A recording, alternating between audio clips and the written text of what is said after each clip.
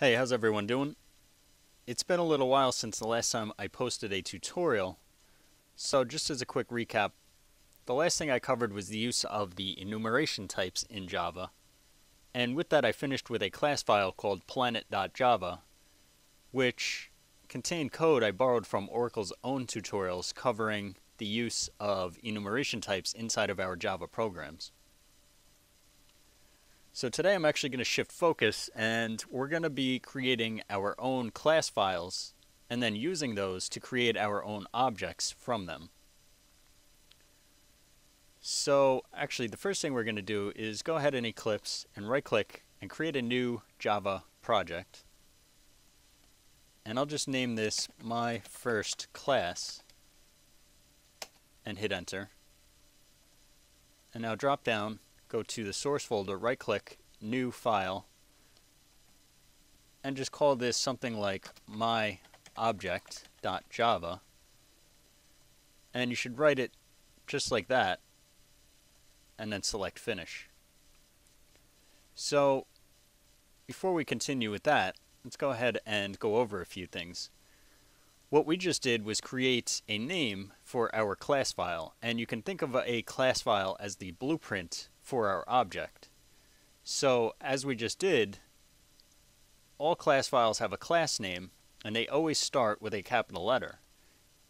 In the case that they have multiple words in them, each of the word's first letter will have a capital. So in this case, my object is 2 words. We capitalize the first letter, and then we capitalize the first letter of each subsequent word. Then we open up with a curly brace, and then you can see the blue one here has its matching closing one all the way down there. Now within the scope of my object class file, we have some variables. In this case, these are the class variables. We have one string called name and one integer or int called size. Now these are referred to as the class variables because they exist within the scope of the class itself. So again, scope refers to everything from this opening brace to its matching closing brace.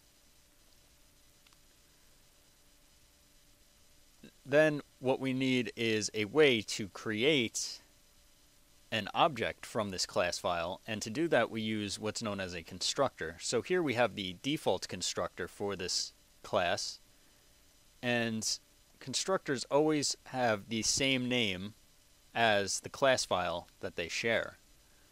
So these are specialized methods that are used to create instances of objects from the class, and they are invoked when we use the new keyword, which we refer to as instantiation. And they always have the same name as the class itself, as we said. So then within the scope of this constructor, between its opening curly brace and its closing curly brace, we have some code. In this case, we're initializing values for these variables that are members of the class. Additionally, we have 2 other constructors, and these differ because they take in some type of value as parameters. In this case, the first one takes 1 parameter of the type string, and the second one takes in 2 parameters, 1 string and 1 integer. And this again is an example of overloading. Technically these are methods, so you can think of this as method overloading, where we call this one or we call this one depending on what parameters we specify, and we'll see exactly how that's used in a minute. You'll also notice in red here we have this keyword. The use of this, and I use these dotted red lines to show that this means that whatever follows, in this case name is a variable, is actually a member of the object or the class file, my object. And now back to the keyword scope here. Within this scope, we have a variable here called name of type string. But within the scope of our class file, so from there to there, we also have a separate string here called name. Now these two are actually different, and in order to differentiate between them, we have to use the this keyword to say that this one, this name, belongs to the class file this, and this name will only belong to here within the scope of these two curly braces. Now again, this will make a little bit more sense when we actually write this out in Eclipse in a minute. Now in order to use this, if we want to create an object from this class file, we have to use a line of code, something like this. So we open up with my object, and we've seen this with the scanner class before. So we would have done scanner, maybe named it scan equals new scanner, and then in parentheses usually we would have put some kind of a parameter, something like system.in, which would have allowed us to take keyboard input. So here we're calling the default constructor in this case because we have no parameter set. We create a second object here, myObjectB, which uses the second constructor because we're specifying a string as input. So this string here would temporarily be stored as name within the scope of this constructor. And now in the third case, myObjectC is invoking this third constructor here because we're specifying a string and an integer. So again, even though these methods or these constructors are all the same, we're using overloading to call different ones depending on what parameters we're giving as input. Now in order to actually use this, if you notice, there is no main method in here, and so there is no program or any place for the program's code to begin executing. So we said we wanted to create our own class files and use those separately, and we're going to begin using multiple different files in our programs. Up to this point, we've only done our work inside of one single file. So we're going to have to create a second file, and I'll just use this picture here. A lot of times you'll hear to this referred to as the driver file, and the driver really just contains the main method for your program. A lot of ways that I've explained this to people is that you can think of the driver or the main method as the program's conductor. And I say conductor because if you imagine an orchestra has a conductor, which is here in this blue circle, and the orchestra itself is composed of many different objects. Now I didn't circle all of them, but in the green circles we have people who play instruments. So you can think of those as objects themselves. And each of them is their own person or their own instrument. They really don't have a way to communicate with each other while they're playing. So they all rely on this conductor in the middle to tell them when to play and when not to play, how loud to play. So the conductor's job is to synchronize when each of these objects comes in and starts playing and how they interact with each other. This really starts to get into the ideas of object-oriented programming and object-oriented design, where we want to encapsulate, that is, enclose each of our objects so that they are their own standalone kind of enclosed entity and really don't necessarily have any direct relationship with other objects. They can just exist on their own. It is the job of the conductor to kind of incorporate each of them into a cohesive application. And although I'm saying this, it may sound a little weird. In some cases, you will find that your objects do interact with one another without first going through this conductor. But as a rule of thumb, we want to try to make sure that we have each of our objects, that is, each of our class files, have only the methods and the variables that they need for themselves, and not expose any extra information information or kind of interact with each other more than is necessary, because that's when you start getting what's known as spaghetti code, where if I make one change to this object later down the road, if it has too much dependency on this object, well, now I may have broken some code here, so now I have to change code there and here. Maybe that change affects this object because they interacted too much. So we want to get away from that and make our code as upgradable as possible without affecting the rest of the program itself. All of this will make a lot more sense as we really start to make use of our own classes later on. So for now, let's go ahead back to Eclipse and we'll just make this program to start with. So we have the class file declared. Public class my object. Again, the use of capital and capital. Now let's make our variable declarations for the class. So string name equals, in this case, I'm not going to initialize it yet. Same thing with int size. And now we need to make our default constructor, which again is technically, I spelled that wrong, a specialized method. So public, it shares the same name as the class itself. This one doesn't take any parameters.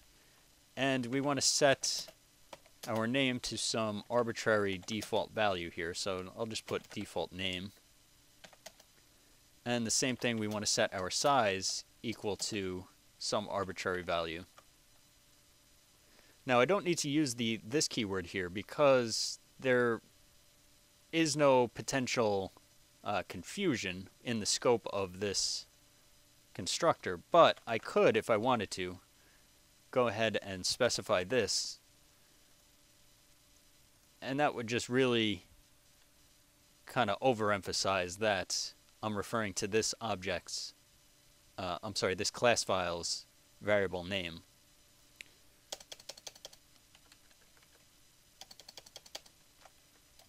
Now in this next constructor, I am going to have to use this keyword, so I'll do my object, and this one we wanted to take in a string,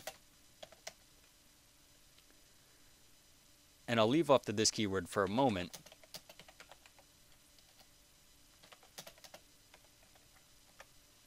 And you can see that it's got this yellow underline. If I hover over it, it says it has no effect, because essentially what I'm doing is saying, that should be a comment, 4 equals 4, which is pretty obvious. And now if I double click on these, you can see that it highlights in Eclipse where this variable is linked to. Now if I add this keyword, you can see that now name attached to this refers to my object, this class file's variable name. And if I double click that one, it refers to this local string variable called name within the scope of this constructor.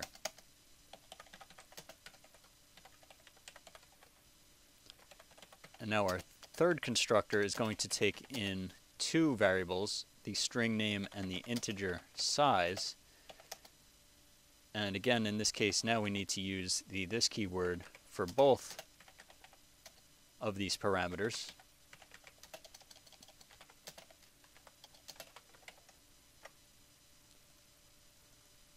And if I double click size, you can see where it's linking to. So that covers that, and now we've finished our first class file for our first object. And as I was saying, with the use of the driver program, we need a way to actually run this. So we need a main method somewhere. So let's go ahead to our default package over here, or the source folder, right click, go down to File, and let's just call this one driver.java.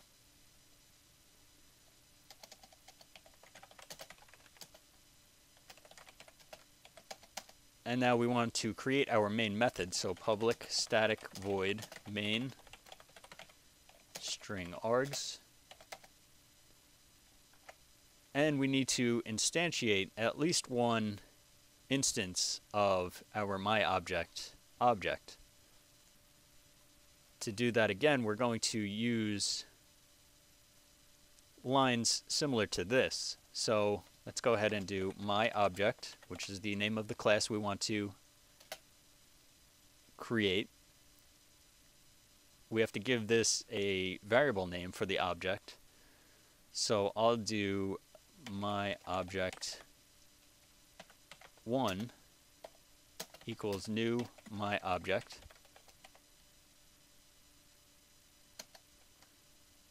Let's create a second one using the second constructor. So myObject2 equals new myObject. And in the second case, we want to send in a variable. So let's give it a string.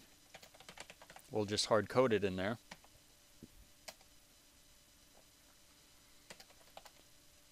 And we'll make a third one.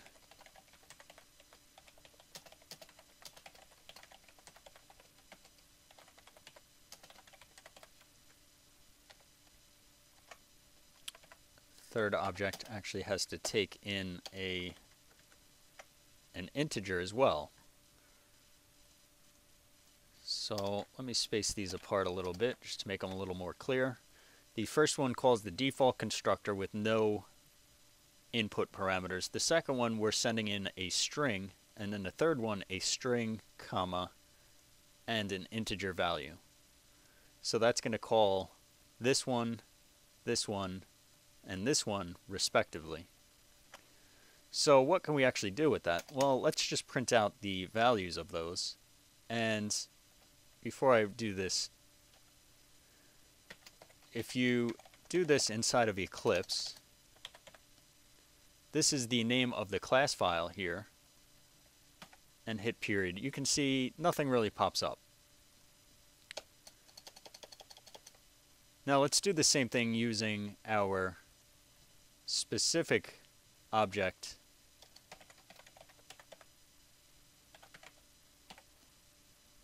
And you can see a whole list of available methods and options pops up for us. Now from this one that I'm hovering over all the way down, you can see object, object, object. What this is saying is these are methods that are available to the instance of this class that are derived from the object class. Now in Java, if we were to take all of the classes that exist in the API within the language and put it inside of a kind of like a family tree hierarchy, at the very top of that would be the object class. So all classes in Java are ultimately derived from the object class, which exists at the top. Here you can see two additional ones. These refer to myObject, which are referring to the class that we created. We have one for a variable name of the type string, and you can see because it's a variable it has this triangle here, and another one size of the type int. So if we go there, we can see that we have name, string, and size int. These are class variables that are available to us through our specific objects that we've created.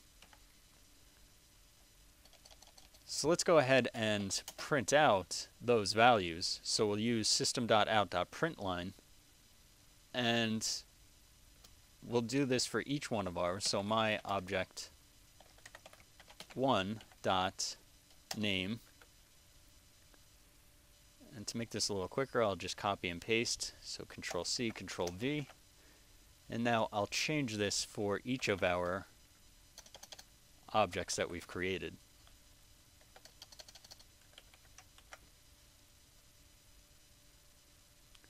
So let's go ahead and run that. And you can see here we have the first one prints out default name. The second one prints out Brandon.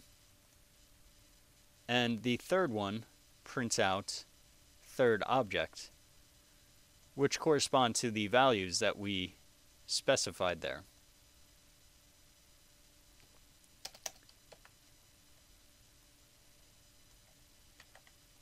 Now underneath those, let's just go ahead and also add in size.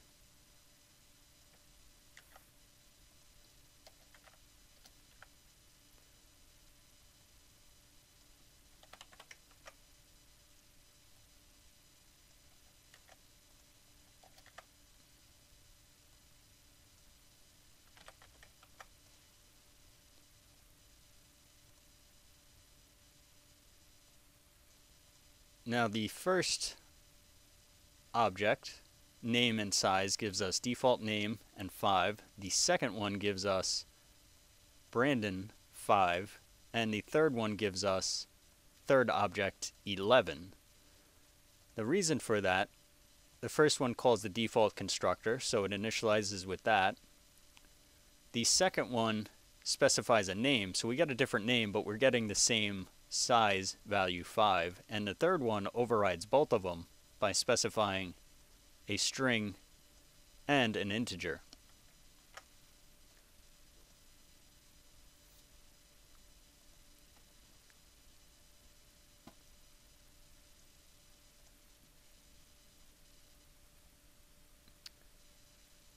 And I'll just quickly, before we finish, I'll make use of the final keyword.